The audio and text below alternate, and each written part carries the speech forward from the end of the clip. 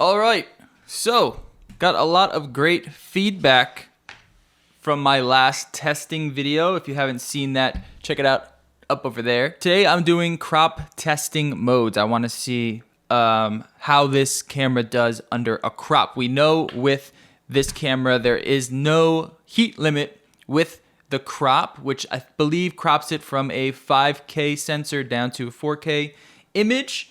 So this is also going to be in C-Log, so we can test out the C-Log internal 10-bit 422 color profile. I have this in a challenging scene. This is kind of a little bit more shadowed over here with the window open. It is a cloudy day, so we do get to see a little bit more of the highlights. How does this look? After this, we're gonna test the 4K 60 crop mode. Now, the thing about the 4K 60 is that it does overheat internally, but if you do external through like a Ninja or you're doing some live streaming, it doesn't overheat. I wasn't able to get it to overheat in 4K 60. It's just in the internal mode, it does overheat. I'll talk about overheating in my overheating video, but in terms of like reliable high frame rate recording, this camera doesn't do it unless you have a Ninja. And I'll talk about that in my final review, but this is a very, very limiting camera in terms of you need to work around the camera. If you just need 4K 30, 10-bit internal with IBIS in a full frame, then that's what you get. I mean, this is kind of what you're gonna get. This, of course, is cropped for anyone that wants to utilize a crop mode. You're gonna squeak out some extra image quality. But in terms of full frame, so let's switch this over to the 4K 60 frames per second with the crop in C-Log. This is the 4K 60 crop mode, C-Log internal at ISO 800. I'm also, by the way, using the 24-105 f4 RF lens on here, so you can get a good idea of what the f4 looks like in the crop. Again, challenging scene. It's kind of dim. So what I'm going to do is I'm probably going to grade half of these images, and I'll talk about like my grading experience as well when I get into that. I haven't really done much color grading on all this footage, really just taking a look at all of the overheating modes versus the non-overheating modes. So I believe 4K 60 again overheats internally at any mode. Externally, it doesn't overheat in the uncropped mode. I don't know if it overheats in 4K 60 with a crop externally. So I'm gonna do all this stuff in a separate overheating test. There's so much to know about it. And what's crazy is like, I know Canon is working to fix these overheating issues or mitigate them in some way. So by the time that video comes out, maybe we'll have some sort of different data, or by the time you watch that overheating video, maybe there's different data. But if you are looking to pick up this camera, hopefully these comparison videos and my reviews help you a little bit. So how does this look? How does it sound? How does it feel? This is what the 4K 60 C-Log ISO 800 at 35 millimeters uncropped looks like. This is what you're going to be seeing, I believe, for the most part, if you're going to be doing it externally and you need to cover more than the overheating time, which I believe is, I don't know, who knows, 20 minutes, 15 minutes. So again, if you're going to be using a Ninja to cover anything longer than maybe 10 minutes, this is probably what it's going to look like. All right, so this is 4K 30 frames per second, all eye, DCI, 5200 Kelvin. I forgot, it's been 5200 Kelvin, 800 ISO. How's it look? What I'm going to be doing here is testing it against the IPB, and we're going to take it and do the same thing with the 4K fine mode. This is 4K 30 frames per second HQ mode in all eye, DCI, 5200 Kelvin, 800 ISO. How does this look comparing this? I will say, after all of the recording we've done, it said I had 15 minutes of usable recording time before it overheats. Now, looking back at the footage that I uploaded yesterday, these files are buttery. They look so good. The HQ mode looks incredible, especially in the C-Log. When I did it through the Ninja, it looked excellent. I'm curious to see how it looks internal. I would imagine the same. Looks so good. It looks so good. It's really a shame that it overheats in this mode. If Canon can fix that, they have a huge winner on their hands. Just fix it in 24 and 30p. We don't really need it in 60p. It would be nice, but If you could fix it in 24 and 30p, get rid of that stupid fucking record time limit that you put on your cameras for no reason at all. And I think you have a huge winner on your hands. You wouldn't have, you know, 5 different forums calling for recalls. Now, I do want to test the 1080. I want to see how good the 1080 is. Remember, 1080 is still a thing.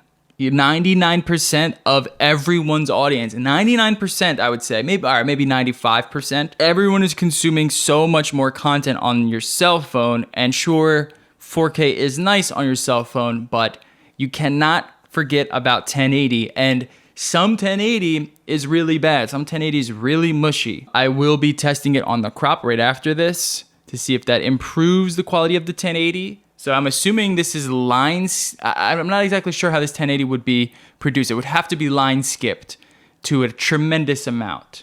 I'm assuming the crop is going to make it look much, much better. But how good is this 1080? Is it usable? Oh yeah, this is C-Log 10-bit as well. So is this a codec that gets destroyed as soon as you start grading it? We shall see. This is 1080 with the crop mode enabled. And it's also, I had to pull it all the way out to the 24 millimeters from 35. I'm going to assume that this is much better looking. Again, 1080 is it's still very important in today's age. So much more content is consumed on the cell phone. I would like to see the numbers. How many people have a 4K TV? How many people have phones that produce a 4K image? You know, we've had 4K for quite some time now, but it still seems as if it's good enough. Like a good 1080 image is great, especially when you factor in a lot of these like cinema cameras and the 1080p footage that comes out of them. It looks really fucking good. It looks like bad 4K, you know? It looks like bad 4K, which is like who cares about that stuff? That's kind of my point, is who cares about that stuff? Just, is it sharp? Is it good? Is it detailed? Is there dynamic range? Is the frame, is it composed properly? Is it framed properly? That's kind of what I care about. All right, and now we are on the R5, 35 millimeters, on the 24 to 105, f4, 800 ISO, C-Log 10-bit, ProRes 422, and the HQ mode is turned on. And this will conclude our test. Like I was saying, I was having a bunch of issues with my memory card. Hopefully I hope there's a firmware update, because there's some quirks to this camera that have been arising from doing these tests. There's some weird like power off thing going on when you're outputting to a Ninja. I don't know what's going on. Supposedly there's like a sleep that the display turns off after 30 minutes and you have to wake it. But sometimes it's like intermittent. Like I've had it turn off at like 5 minutes. I've had it turn off at like 12 minutes. And it doesn't overheat or anything. It just cuts the connection between the camera and the Atomos Ninja. So that's annoying. Hopefully that gets fixed. Hopefully Canon makes a statement about what's going on with the orders. There was a lot of controversy around the pre-orders being canceled. Supposedly Germany only got 70 units for the entire country. You know, all this stuff really kind of hurts Canon's image. It hurts their PR. It hurts their brand integrity. And they are in dire need. If you look at their stock price, it's not looking so good, especially in contrast to the rest of the market. Now, I know that all camera companies are kind of hurting right now. Sony makes so many things. It's insane how successful and powerful Sony is. I mean, any market they enter, they really make a statement. So you can't really compare them in this fiscal sense to Canon. The biggest disappointment, in my opinion, is the R6. That should have been the camera that put Canon back on the map. Everyone would have had the R6. If it only didn't overheat in 4K, 24 frames per second and 30 frames per second, the R6 would probably be the most popular camera since like the 5D era. But the fact that it does overheat and it doesn't produce reliable video, right? So if you're taking photos and then you want to capture some video for your YouTube and then go back to social media, it's not reliable. It's basically not a video camera. You have to pair it with a Ninja, and in that sense, you're at the price of an A7S III or an R5. It's really disappointing they couldn't get that camera to not overheat in 4K. It's baffling, to be honest. That needs to be fixed because that could be their bread and butter, the R6. All right, so that's all of my testing I've done today. Hopefully this gave you a better understanding of what the crops look like, the difference between All-I and IPB. And make sure you like and subscribe so you can stay updated. I have more tests coming, guys. More tests. I want to do an IBIS test. We're going to be doing vlogging tests. We're going to be doing overheating tests. And then that's pretty much all the tests that I think. And then we're just going to do a big overall review. Am I going to keep the R5? Am I going to sell it as soon as the A7S III comes out? Am I waiting for a better camera?